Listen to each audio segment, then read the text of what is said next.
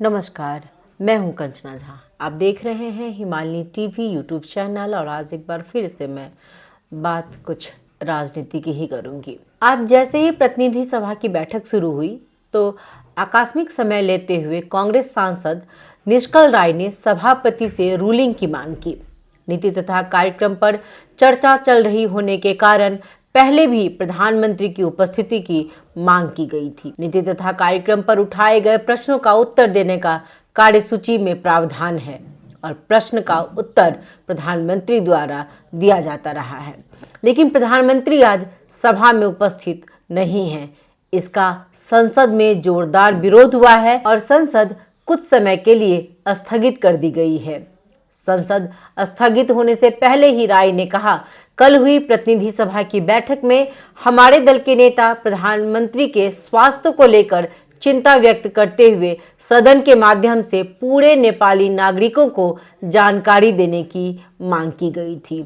यह मांग सही भी है, इसलिए भी सही है कि अब वो केवल रासोपा के वरिष्ठ नेता नहीं रह गए हैं, वो देश के अभिभावक हैं। हम सभी उनके लिए चिंतित हैं, चाहे वो नेता हो या जनता हो। अपने प्रधानमंत्री के लिए हर कोई चिंतित है। उनके स्वास्थ्य अवस्था को जानने के लिए सभी चिंतित हैं कि आखिर हमारे प्रधानमंत्री को क्या हुआ है। उन्होंने कहा है कि प्रधानमंत्री की उपस्थिति की भी आज हम लोगों ने अपेक्षा की थी, लेकिन आज भी स्थिति वही है। सदन में मैं माननीय प्रधानमंत्री को नहीं देख रहा हूं। इसी से संबंधित एक नए विवाद ने जन्म ले लिया है। आज ही सुबह खबर आई थी कि राष्ट्रपति द्वारा प्रस्तुत नीति तथा कार्यक्रम में उठाए गए प्रश्नों का जवाब स्वयं प्रधानमंत्री देंगे, लेकिन इस खबर के लगभग 2 घंटे के बाद एक और खबर आई कि प्रधानमंत्री के बदले जवाब अर्थ मंत्री के द्वारा दी जाने की तैयारी की जा रही है और संसद में आज अर्थ मंत्री ही जवाब देते, जबकि संसद में इस चीज का पुरजोर विरोध किया गया कि आज के इस संवेदनशील बैठक थी, उसमें प्रधानमंत्री का होना बहुत जरूरी था। अब तक की नीति तथा कार्यक्रम पे हुई चर्चा के दौरान सांसदों द्वारा उठाए गए प्रश्नों का जवाब प्रधानमंत्री स्वयं देते रहे हैं और इसकी एक परंपरा रही है, लेकिन इस बार बालेंद्र शाह के नेतृत्व वाली सरकार के संदर्भ में प्रधानमंत्री द्वारा स्वयं जवाब न देकर अर्थ मंत्री को जवाब देना है। प्रधानमंत्री सभा में नहीं दिख रहे थे। जब संसद में इस पर प्रश्न उठते हैं तो अपेक्षा की जाती है कि सरकार प्रमुख स्वयं उपस्थित होकर इसका उत्तर दे।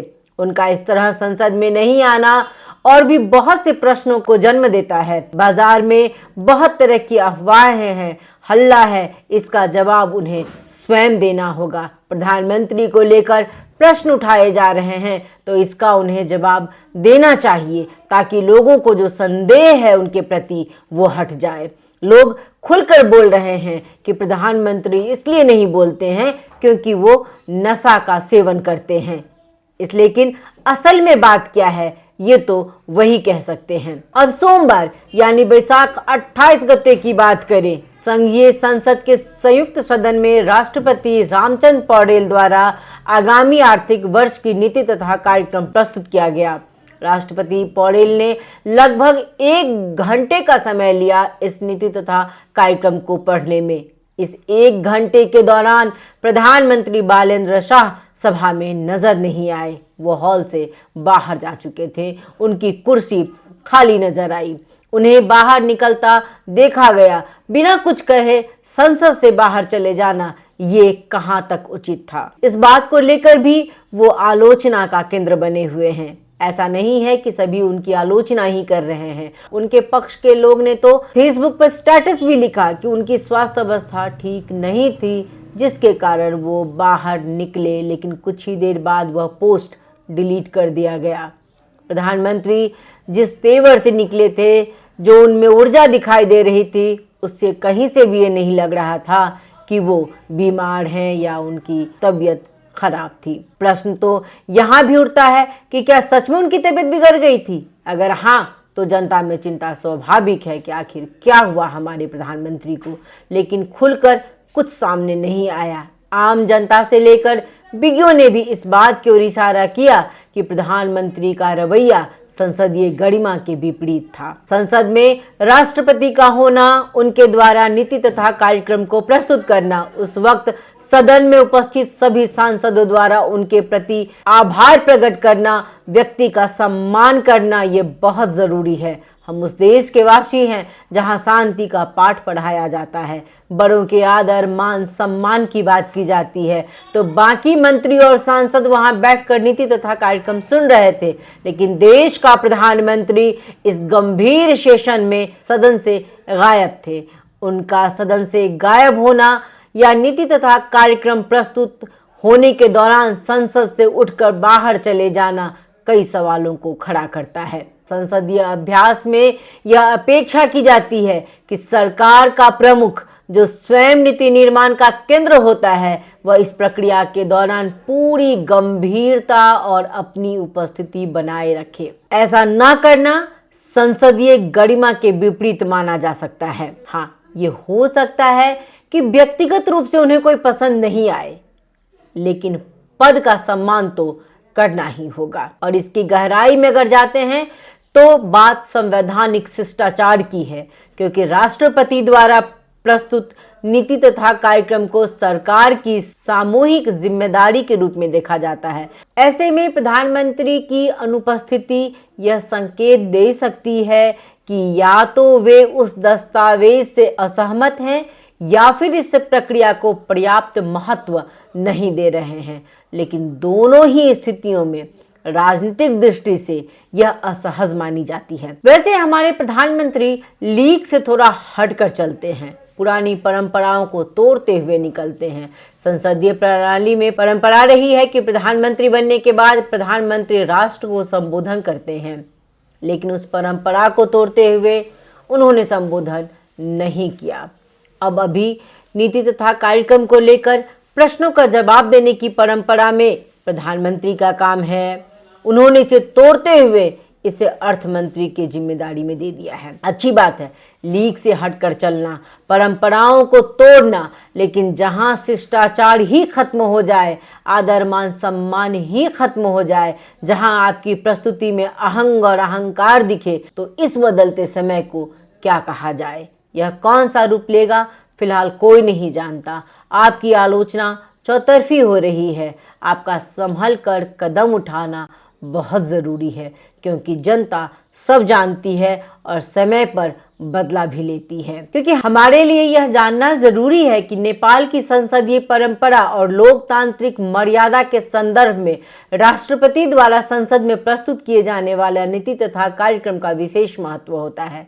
यह केवल एक औपचारिक प्रक्रिया नहीं, बल्कि सरकार की आगामी नीतियों, प्राथमिकताओं और दिशा का सार्वजनिक घोषणा पत्र होता है। ऐसे समय में प्रधानमंत्री का सदन में उपस्थित रहना न केवल संवैधानिक शिष्टाचार का हिस्सा है, बल्कि यह संस्थागत सम्मान और राजनीतिक जिम्मेदारी का भी प्रतीक माना जाता है। अगर यह सच में कोई मामूली सी बात होती तो आलोचना के स्वर निकलते ही नहीं।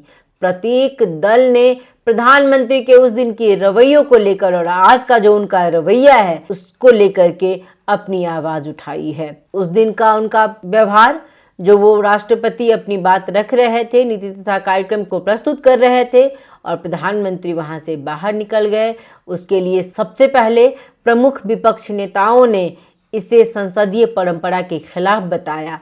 एमआलए की ओर से यह तर्क आया कि प्रधानमंत्री का यह व्यवहार संवैधानिक संस्थाओं के प्रति असम्मान का संकेत देता है। उनके अनुसार राष्ट्रपति का संबोधन सरकार की ही नीति का प्रतिबिंब होता है। ऐसे में सरकार प्रमुख का अनुपस्थित रहना राजनीतिक रूप से भी विरोधाभासी है। इसी तरह कांग्रेस में भी शेर बहादुर देउवा के पक्ष के नेताओं ने इसे अपरिपक्व राजनीतिक आचरण कहा। उनका कहना था, लोकतंत्र केवल चुनाव जीतने तक सीमित नहीं है, बल्कि संस्थाओं के प्रति जवाबदेही और मर्यादा को बनाए रखना भी उतना ही जरूरी है। कहा गया है हमेशा कि जब भी सदन में प्रश्न उठते हैं तो अपेक्षा की जाती है कि सरकार प्रमुख स्वयं उपस्थित होकर इसका उत्तर दे, लेकिन यदि बालेन शाह जैसे नेतृत्वकर्ता इस जिम्मेदारी से पीछे हटते हैं और दायित्व अर्थ मंत्री को सौंपा जाता है तो यह कई स्तरों पर बहस को जन्म देता है।